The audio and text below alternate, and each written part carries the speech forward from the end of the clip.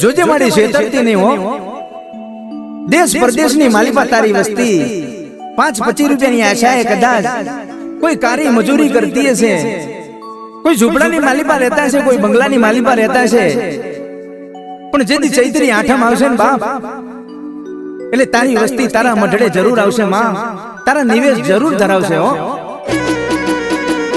હા મારું સઠિયારા હા, હા નીલભાઈ બાલાભાઈ હા, જય હો જય હો, જય શિયોરી દગાય.